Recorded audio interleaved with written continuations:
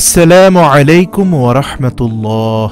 সুপ্রিয় আলোর পথের দর্শক মণ্ডলী, আশা করি মহান আল্লাহ রাব্বুল আলামিনের অশেষ মেহেরবানি ও দয়ায় আপনারা সবাই ভালো আছেন।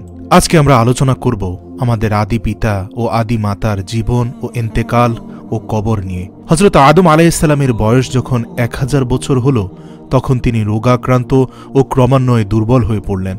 এ সময় হঠাৎ একদিন তার বেহেশতি মেওয়া ও ফলমূলের কথা মনে পড়ে গেল এবং ওই ধরনের মেওয়া খাওয়ার জন্য তার আগ্রহ সৃষ্টি হলো। তিনি তার সন্তানদেরকে বললেন, তোমরা চেষ্টা করে দেখো আমার জন্য কিছু মেওয়া সংগ্রহ করতে পারো কিনা। পিতার খাবারের আগ্রহ দেখে তারা সকলেই মেওয়ার সন্ধানে বের হলো।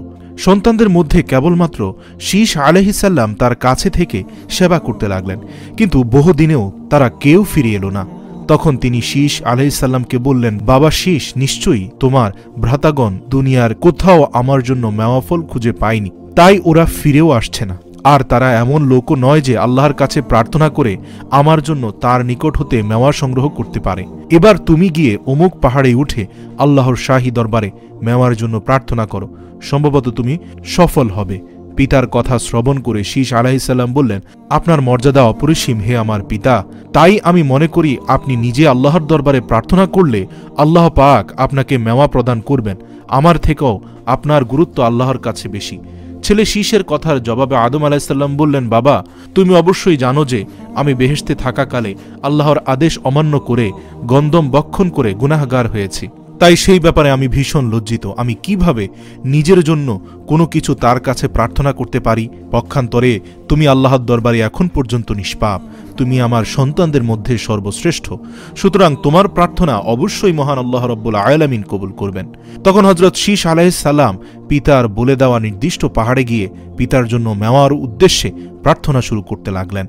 মহান আল্লাহ তাআলা শীশ আলাইহিস সালামের প্রার্থনা মঞ্জুর করে জিব্রাইল আলাইহিস সালামকে বললেন, হে জিব্রাইল, তুমি বেহেশতের সর্বোত্তম নেয়ামতসমূহ সোনার খাঁচায় সাজিয়ে জরিখচিত ঢাকনায় ঢেকে অমুক রূপসী হুরের মাথায় তুলে দাও, সে উহা আদমের কাছে নিয়ে যাক।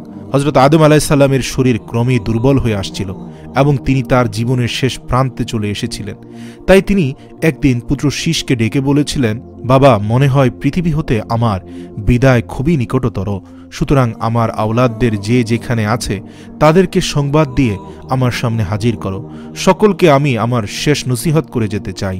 শীশ আলাইহিস সালাম এর আহ্বানে সাড়া দিয়ে তারা সবাই এসে হযরত আদম আলাইহিস সালামের অন্তিম শয্যার নিকটে সমবেত হল। হযরত আদম আলাইহিস সালাম সকলকে লক্ষ্য করে বললেন, আমি যথাসম্ভব শীঘ্রই তোমাদের কাছ থেকে চিরবিদায় নিব, তাই তোমাদের প্রতি আমার শেষ নসিহত এই যে তোমরা পরস্পর সুসম্পর্ক বজায় রেখে চলবে, একে অন্যের সঙ্গে ঝগড়া বিবাদ কলহে লিপ্ত হও না। তোমাদের সামনে কোনো বিপদ দেখা দিলে সকলে মিলেমিশে পরামর্শ করে এর সমাধানের চেষ্টা করবে। সকল ক্ষেত্রে তোমরা শীশের পরামর্শ, নির্দেশ ও মীমাংসার প্রতি গুরুত্ব প্রদান করে মেনে চলবে, কারণ সে আল্লাহর অতি প্রিয়জন। তোমরা মনে রেখো, শীশকে আমার স্থলাভিষিক্ত করে যাচ্ছি, সুতরাং সে তোমাদের মধ্যে শিক্ষা, দীক্ষা, জ্ঞান, গরিমায় সেরা ও যোগ্যতায় শ্রেষ্ঠ। হযরত আদম আলাইহিস সালামের সকল আওলাদি তার কথার প্রতি অনুগত্য স্বীকার করল এবং ওসিয়ত পালনের প্রতিশ্রুতি দিল। তারপর হযরত আদম আলাইহিস সালামের পুত্র শীশকে সম্বোধন করে বললেন, হে প্রিয় পুত্র আমার, এই পৃথিবী একটি বিপদ সংকেত এর স্থান। এখানে প্রতি মুহূর্তে পদস্খলনের ভয় বিদ্যমান। বিশেষ করে ইবলিস প্রতিনিয়ত তোমাদেরকে বিপথে চালিত করার চেষ্টা করবে, তাকে সামান্যতম প্রশ্রয় দিবে না। তোমার বংশ আওলাদদেরকে সুপথে স্থির রাখতে বারবার তাদেরকে নসিহত করবে, প্রাণপণ চেষ্টা করবে। আমি তোমাদের জন্য দোয়া করছি, মহান আল্লাহ তাআলা তোমাদেরকে সুপথে স্থির রাখুক। এ কথা বলে আদম আলাইহিস সালাম পুত্র শীশ আলাইহিস সালামকে খেলাফত প্রদান করলেন। ইতিমধ্যে মালাকুল মউত জিব্রাইল আলাইহিস সালামকে নিয়ে উপস্থিত হলেন। আদম আলাইহিস সালাম মালাকুল মউতকে দেখে বুঝতে পারলেন যে তিনি আর কিছু সময়ের জন্য জীবিত আছেন। ফেরেশতাদেরকে তিনি যথোপযুক্ত সম্মান জানালেন। এ সময় বিবি হাওয়া আলাইহিস সালাম ও শীশ আলাইহিস সালাম হযরত আদম আলাইহিস সালামের খেদমতে নিয়োজিত ছিলেন। তাদেরকে তিনি বললেন, তোমরা এবার একটু অন্য কোথাও গিয়ে বসো। হযরত আদম আলাইহিস সালাম বললেন, আমার কাছে আগত মেহমানদের সাথে আমি একটু কথা বলবো। তারা আদম আলাইহিস সালামের নির্দেশ মতো বাহিরে চলে গেল। বাহিরে যাওয়ার সাথে সাথে মালাকুল মউত বললেন, হে সকল মানব জাতির পিতা আদম, আমার আগমনের কারণ আপনি নিশ্চয়ই বুঝতে পেরেছেন। আমি আর বেশি দেরি করতে পারবো না। আপনার জান কবজ করার জন্য মহান আল্লাহ আমাকে প্রেরণ করেছেন। এখন আমি অনুমতি পেলেই আমি আমার কাজ শুরু করতে পারি। আদম আলাইহিসসালাম বললেন, আমি আমার প্রভুর আহ্বানে সাড়া দিতে সর্বদাই প্রস্তুত। আপনার কর্তব্য আপনি পালন করুন। মালাকুল মউত এবার নিজের কর্ম সম্পাদনের জন্য উদ্যোগ গ্রহণ করলেন। জিবরাইল আলাইহিসসালাম তাকে লক্ষ্য করে বললেন, হে মালাকুল মউত, আবুল বাশার আদম এর জান কবজ করতে যেন কোনরূপ কষ্ট না হয় সেদিকে খেয়াল রাখবেন, কেননা মহান আল্লাহ স্বয়ং তাকে সৃষ্টি করেছেন এবং তার প্রতি আল্লাহর অনুগ্রহ অফুরন্ত। সেভাবেই মালাকুল মউত তার জান কবজ করলেন। আদম আলাইহিসসালাম অত্যন্ত শান্ত ও ধীর স্থিরভাবে চিরনিদ্রার কোলে ঢলে পড়লেন। তার চোখ বন্ধ হয়ে গেল। তিনি চলে গেলেন চরম ও পরম বন্ধু মহান প্রভুর সান্নিধ্যে। ইন্না লিল্লাহি ওয়া ইন্না ইলাইহি রাজিউন। হযরত আদম আলাইহিসসালামের পরলোক গমনের দিনটি ছিল শুক্রবার। এই জগৎ থেকে আদম আলাইহিসসালাম বিদায় নেওয়ার সঙ্গে সঙ্গে আওলাদরা মিলে প্রায় 40,000 মানব সন্তান শোকাহত হয়ে একেবারে যেন হতবুদ্ধি হয়ে পড়ে। ইতিপূর্বে একমাত্র হাবিলের মৃত্যু ছাড়া আর কোনো মৃত্যু তাদের প্রত্যক্ষ করেনি। হাবিলের মৃত্যু সকলে দেখেওনি। তখন তারা সকলে ছিল না। যারা বর্তমান ছিল তারাও সে মৃত্যু প্রত্যক্ষ করেনি, কেননা হাবিলের মৃত্যু ঘটেছিল কাবিলের দ্বারা সকলের আলক্ষ্যে। আজ হযরত আদম আলাইহিসসালামের মৃত্যু তার 40,000 আওলাদের প্রত্যেকের চোখের সামনে সংঘটিত হলো। এতগুলো শোকাহত মানুষের ক্রন্দনে আকাশ বাতাস ভরাক্রান্ত হয়ে গেল। বিবি হাওয়া করুণে বিলাপে ফেরেশতারাও যেন বিষাদগ্রস্ত হয়ে পড়ল। তিনি ক্রন্দনজনিত কণ্ঠে বলতে লাগলেন, হায় আমার প্রাণের প্রিয়তম, বেহেশতে আমি আপনার সঙ্গে ছিলাম, অতঃপর আপনার সাথেই পৃথিবীতে এসে এতকাল আপনার সাথে সুখ দুঃখের অংশীদার ছিলাম।